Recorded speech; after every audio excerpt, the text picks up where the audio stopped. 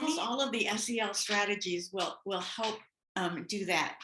The number one thing that I notice, and now that we're looking at, we've got the online learning and the hybrid learning and whatever, it's really difficult. And what research has shown that we need to use all the same strategies online that we do in the classroom, but kids need to see how the teacher reacts to each student, how the teacher treats that student, because kids actually will treat a student. If they know that there's a student in there that you're not happy with, they think it's okay for them, to not treat them the way, they want to be treated, if you will. So what we need to do as far as self-regulation, I think, is number one, is model, everything. We need to model empathy. We need to model controlling our own emotions. I need to regulate so they can regulate. So I think that, if I come in to the classroom, and this is a true story. I came into school late one day because I had a pet, a dog, and she became very ill, and I had to take her into the vet before school to euthanize her. And of course, when I came into school, I was not in the best state. And actually, when I walked in, an administrator saw me and knew what I had just gone through, and said, "Don't you let those kids see you cry." And I thought, well, that's not right.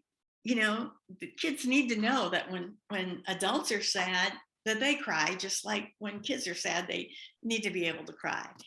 And I went into my class, and I said, well, this is just really a hard morning, and I had to take, and my dog's name was Rigby, and I said I had to take, Rigby in, and we had to euthanize her because she was in so much, pain and whatever. And so here I am telling them what happened. I am regulating my emotions. I'm not bursting out in tears, although they know I had cried, and some of them started to cry when that happened. And we discussed it again later in the week when I was calmer, and because they always want to ask questions. I have found I went from teaching kindergarten to teaching 7th grade, in one year. And I thought, what am I going to do with these 7th graders?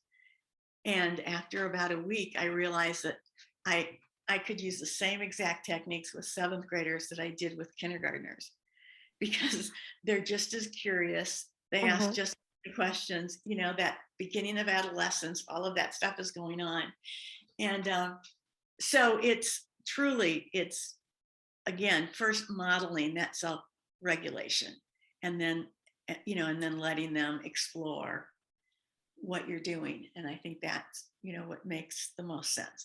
If I could have, and I never have, and I probably never will, if I could have a classroom full of kids who have been eating correctly, getting their 8 hours and 15 minutes of sleep at night, or 9 hours and 15 minutes of sleep at their adolescence, if I could get those two things going, where their brains were sharp because they had sleep and because they were eating correctly, it would be so much easier to then deal with all of the other stuff. They'd be easier to teach, but I would still have to deal with any of those emotional components, any of those walls, a lack of empathy.